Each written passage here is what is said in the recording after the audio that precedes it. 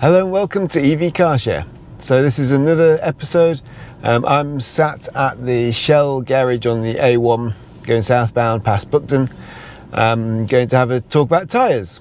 So starting here because I wanted to check out whether the Shell recharge stations were available. There is one out of action which has got "we apologise for inconvenience caused blah blah blah blah blah, this is out of order," which is typical of Shell. No doubt they won't bother fixing it. They will try and save themselves money and try and get people to stick with their petrol and diesel because that's where their money is. The other three are still working though, so you can charge here as well. My car is saying that there are 3 here available out of 4, so it knows that one of those is not available. So had I been wanting to charge on this way on, then that would have been fine. I would have known the correct data and I would also be able to charge. I don't need to charge, I've got plenty of charge. Today is just an into the office drive, so this is one of my normal kind of drives. I'm going to add it to my statistics for my long-term, what was the phrase, kind of long-term range statistics. So it'll go down as one of those drives. So that will go into the charts, graphs, things like that. But today I want to talk tyres. So I think we will get the camera facing forward so you can enjoy the scenery, and I will witter on about tyres, particularly EV tyres, because I'm going to need some new tyres. So right, let's get on the move, as I say. Get this show on the road, literally. So out of Buckden Shell garage back onto the A1 southbound. There's a nice gap, excellent. It's quite good with an EV as well. You pull into a gap, okay, that one was plenty big enough, but you pull into a gap, you can pull into a small gap and you can put your foot down and you can get that instant power. It really makes driving just a dream. Overtaking, pulling out of junctions, accelerating into little gaps, all these things, excellent, absolutely excellent. Of course, one of the downsides, potentially, of having that extra torque, that extra power, extra acceleration, is of course tyre wear. So that brings me on to nice sync there into the topic, which is tyres. You will see on the internet all the EV haters, all the Daily Mail stories, whatever, YouTube clickbaiters telling you that EVs eat through tyres. That's a good phrase they use. They eat through tyres. They're not green because they eat tyres. They don't eat tyres. Start off with that one. It's all wrong. They don't. Fast cars do.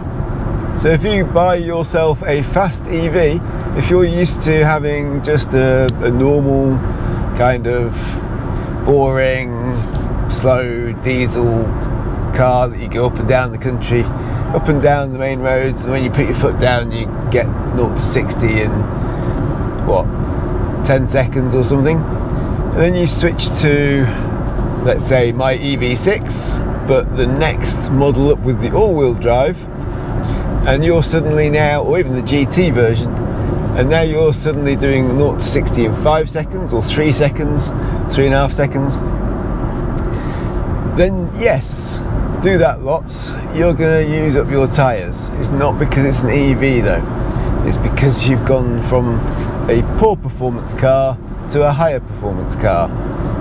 If you'd gone from your slow diesel to a fast petrol sports car, some sort of Ferrari or McLaren, then you would have seen the same thing. They eat through their tyres.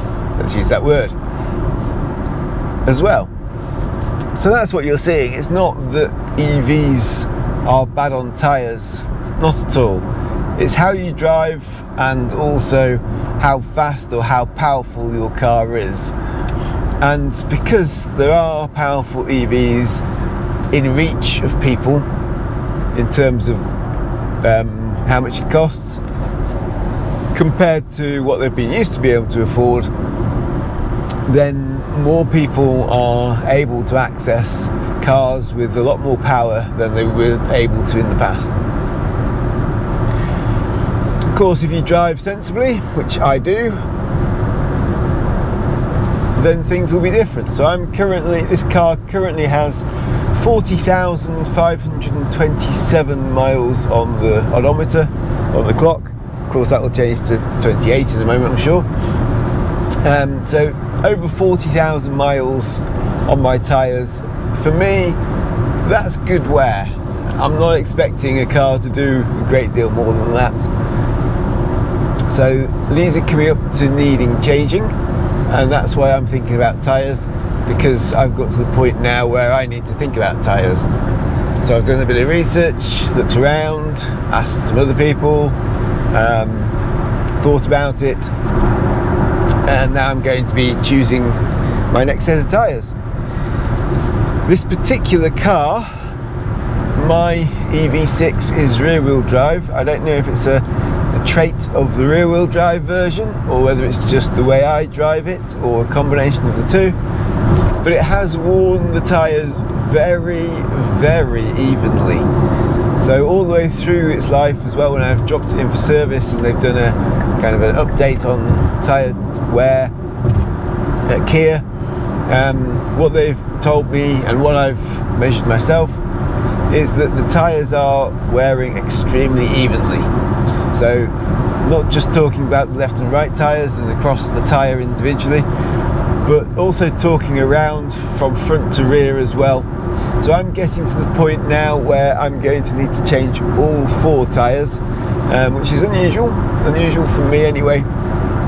In the past I would find myself changing just the front 2 tyres first, because I was used to having front wheel drive cars, and then the rear tyres would last quite a bit longer because, well, they're rear tyres. The front tyres are needed for acceleration and steering, and then the rear tyres just go along for the ride on a front wheel drive car.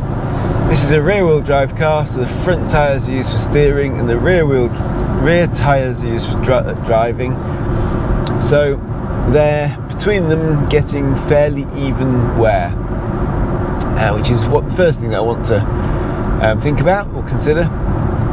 This particular car, this Kia EV6, that is what I have found. I'm not saying it's what you'll find, but it's what I have found with my car so far.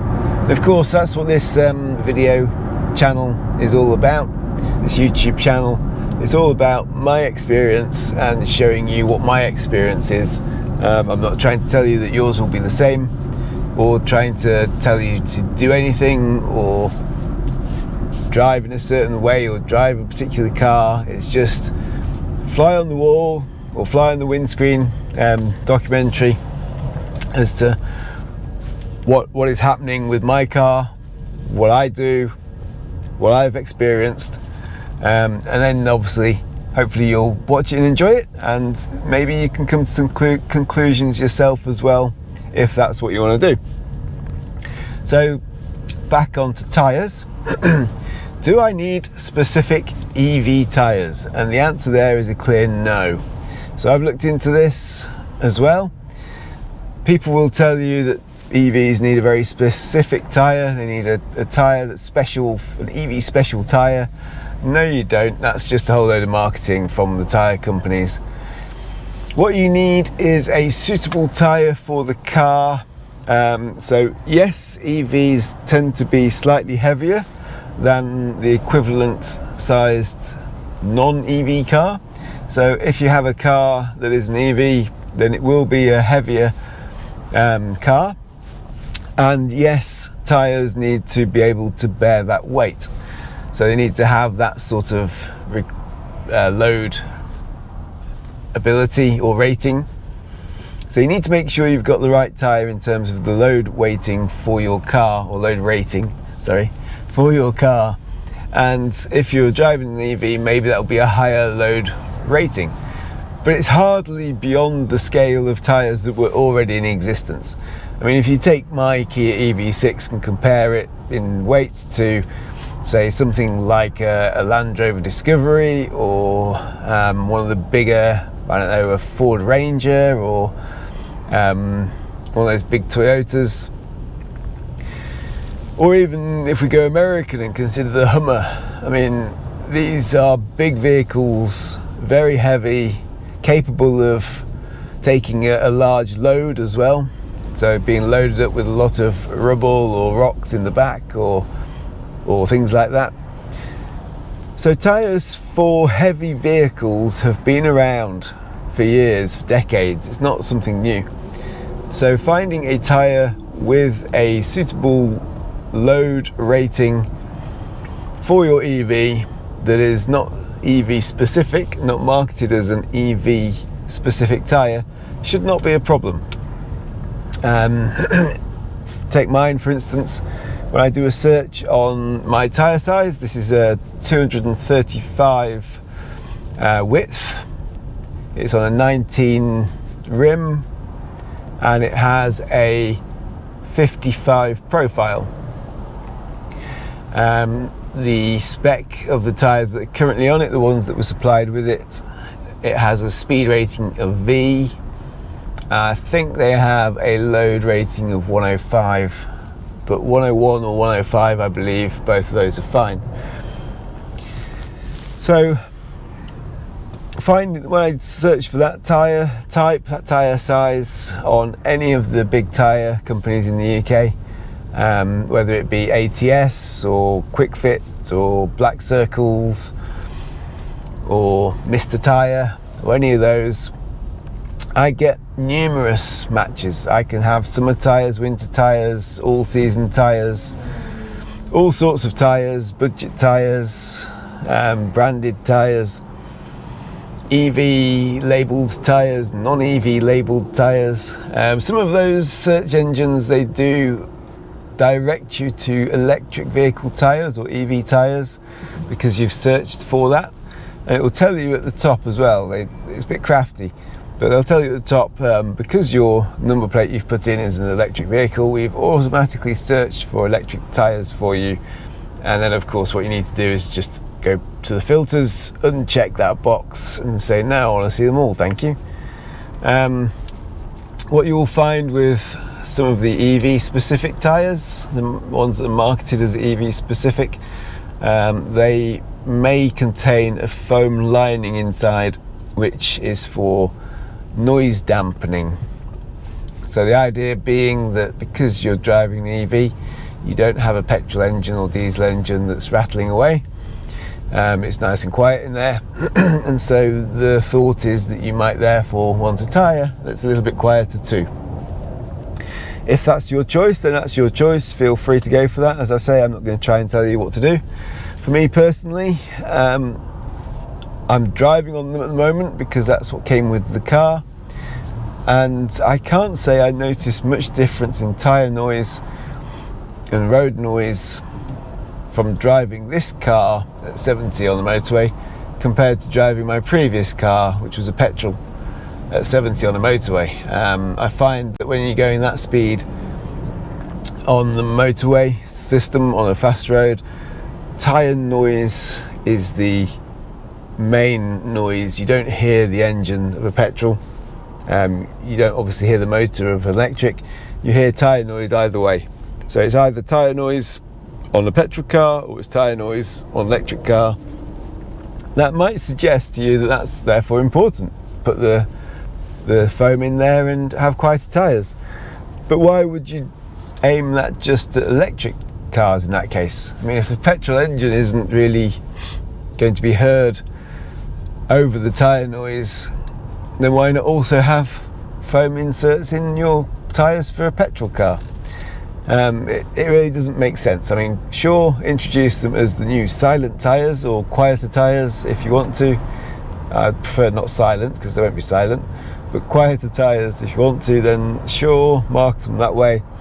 I don't think many people buy them because I don't think many people worry about the noise. You just turn up your stereo or your radio or whatever you're listening to, or talk a bit louder. Not really a problem.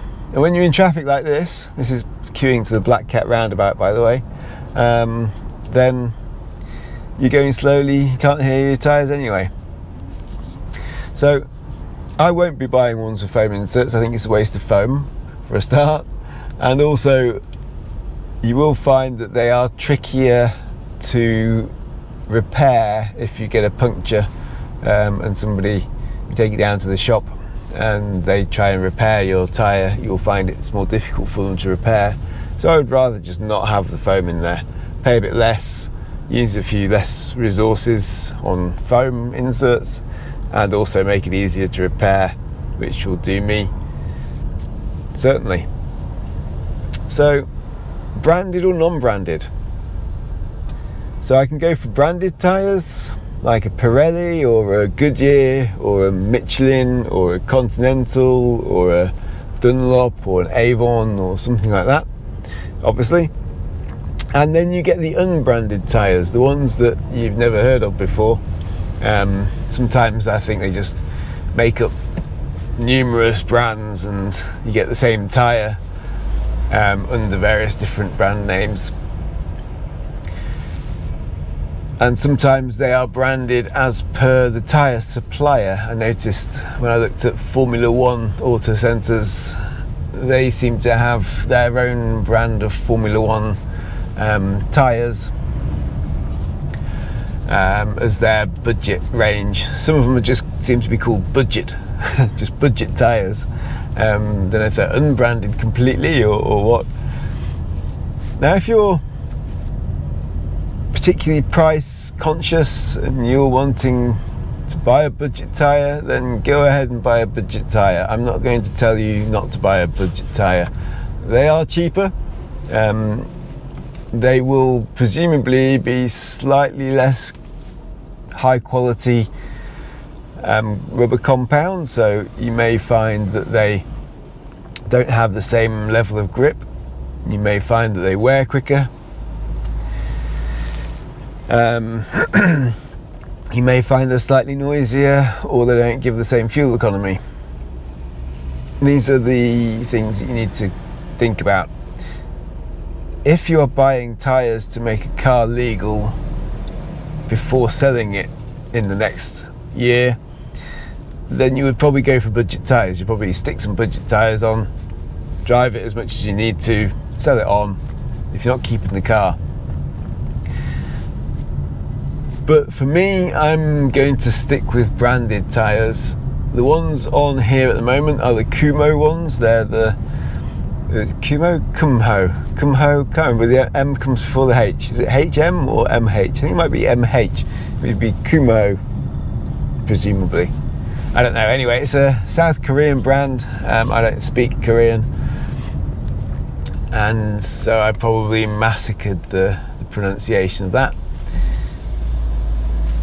But they've done well. I've been perfectly happy with them. But I fancy something different. I always like to swap it around, switch it up. And so I think I'm likely to go for a branded tyre. Then I was looking at, do I go for a summer tyre or do I go for an all-season tyre?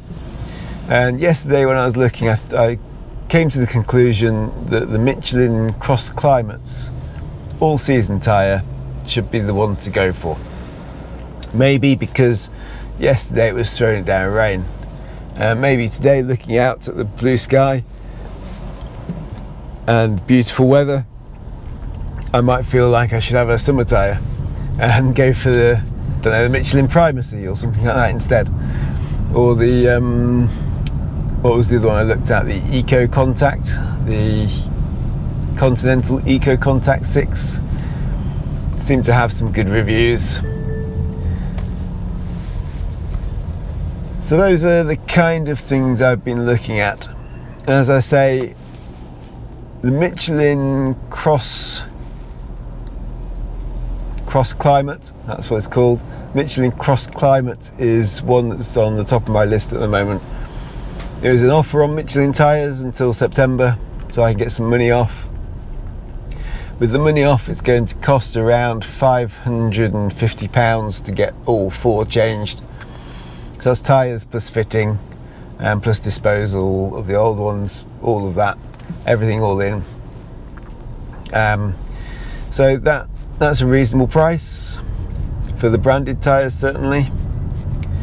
I could probably get down below 400 if I go for the budget tyres. But for me, I do a lot of miles. I do a lot of miles for work, up and down the country at relatively high speeds as well. So I want something that's going to be safe, that's going to last, that's going to be robust. And I think the Michelins will do that job quite nicely. That's my personal preference. So they will be on my car sometime soon, I think. As I say, they're an all-season tyre, so they have a slightly different tread pattern to the summer tyres that you'll typically get in the UK. They should be good in the event of needing to go through a small amount of snow in the winter, or when the roads get muddy, which they sometimes do during the spring and autumn winter seasons around here, or if I'm having to park on an overflow car park in a field, on a grassy section of field, then hopefully they'll provide a bit more grip for that sort of thing, for when I go camping, or for when I go to an event, or to somewhere for a day trip, those sorts of things. I think in those situations an all-season tyre might be of benefit. And from what I can tell from reviews and from the stats, they are good for summer too, and other people have them on this car, or on, obviously not my car, but on their EV6, and the reports have been good. So I think that's where I'm going next. So that's my take on tyres. If you have an opinion, please let me know. If you want to make a suggestion as to what I should put on my car next, then please let me know. If you think I should go for a different size to what is already fitted, kind of squeeze a little bit extra tyre into the arches or something like that, then again, please let me know. I looked into that as an option. I looked into having a similar tyre but with a slightly higher profile and found that it massively reduced the amount of options available, and pushed up the price. So I don't think that'll be happening. Maybe if I go slightly wider and taller as a combination, because it's of course the ratio between width and height, isn't it, really, that is going to make it less common. Maybe if I go wider and taller, then I'd be able to find a tyre, but of course, do I really want to do that? I think sticking with what you're supposed to have is probably best. Almost through the traffic. Audi e-tron Quattro in front of me. Services to the left. Diesel 156 pence per litre. Petrol 146 pence per litre. Just under in both cases. That's a lot of money. I'm glad I'm working on them electric at a much lower cost. But hey, everyone makes their choice.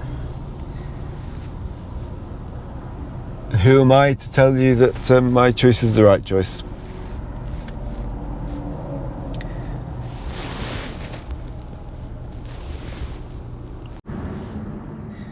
Okay, so thank you for watching. This has been EV Car Share. I hope my discussions on tyres has been enlightening, or at least interesting for you. Main key takeaway points I would say are: you do not need EV specific tyres for EVs, and also EVs do not eat through tyres at some sort of stupid rate. They are going to use up their tyres as fast as you drive, effectively. The faster you drive, the more they'll use the tyres, which is the same as with petrol and diesel cars. It's just that being given a car that accelerates as fast as an EV does mean that you are tempted to drive that bit faster. So in that case they may wear a bit quicker because you're driving faster, not because it's an EV. So those are my takeaway points. Thank you for watching. This has been EV Car Share. Please subscribe to the channel and like this video, and I will see you next time. Thank you very much.